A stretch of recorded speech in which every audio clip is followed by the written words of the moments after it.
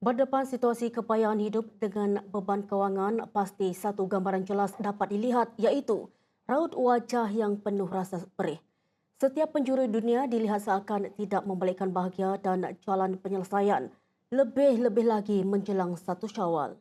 Satu talian hayat muncul, emas yang disimpan sebagai penyelamat.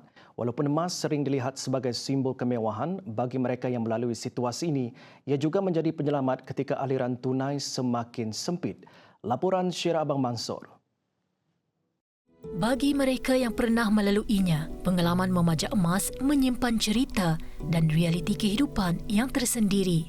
Seniah Johari, seorang peniaga kaki lima, tidak malu mengakui pernah memajak emas kecil miliknya demi menghidupkan anak-anak di saat wang tunai menipis. Baginya yang menyara anak-anak dengan menjual kuih dan keropok itu, memajak emas menjadi cara mudah dan selamat berbanding meminjam wang daripada sumber lain. Apa boleh buat, dah ada daya kita nak pakai apa, yang cara kita pakai hidup minyak ni. Barang masih ada. Kita nak jual dak TV sih kan orang mau. Ada pun RM3 berkatawan RM3. Cukup, jangan kita minta dengan uang susah ya. Kita nak minjam uang siakan yang ambil kita. Sementara itu, seorang ibu muda, Nurlia Osman, mengakui tidak mempunyai pilihan selain mengetepikan rasa berat hati melepaskan sementara emas simpanannya demi memastikan sambutan Lebaran kali ini diraih penuh ketenangan.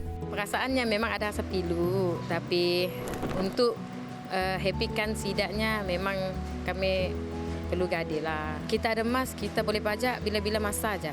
Contohnya macam hari itu kita perlu, kita pajak, kita ambil lagi. Kita dah ada duit, kita ambil. Kayak kita boleh pajak lagi. Perkongsian kedua-dua individu terbabit tidak seharusnya dipandang serong. Malah, ia pengalaman yang sudah menjadi norma kehidupan sesetengah golongan masyarakat.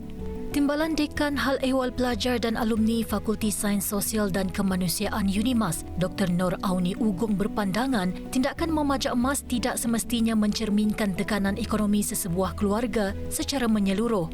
Menurutnya, tindakan mencairkan emas ketika kesulitan menjadi alternatif tanpa perlu mengganggu simpanan lain. Sebabnya apabila dia pemajakan, dia boleh diambil balik dan itu adalah dalam satu keadaan yang sementara, daripada mereka meminjam daripada sumber-sumber yang tidak sepatutnya. Bila tibanya musim perayaan, cash flow itu semakin meningkat. Disebabkan untuk persediaan, untuk pembelian baju, untuk pembelian kuih. Jadi pada saya cash flow pada ketika itu yang menuntut ataupun yang mengkehendakkan mereka untuk melakukan pajak gadai. Ya, walaupun pajakan itu adalah hak milik sendiri, tetapi pengurusan kewangan ataupun perancangan kewangan itu kena dilakukan dengan sebaiknya supaya tidak memudaratkan pada bulan-bulan berikutnya. Kenyataan itu disokong pengusaha kedai pajak berlesen.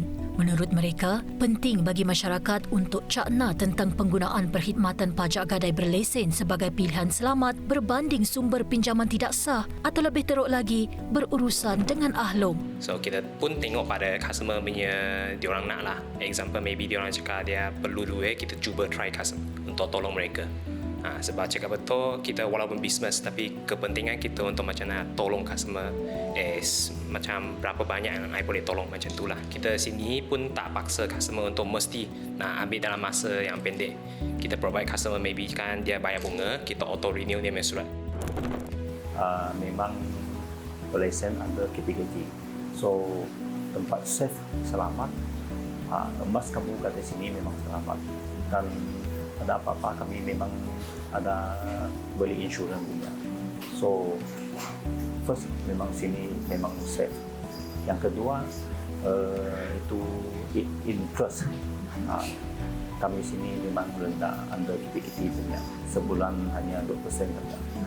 Jangan percaya ikan tempat lain. Kami sini memang tempat yang pleasant lah untuk safe lah.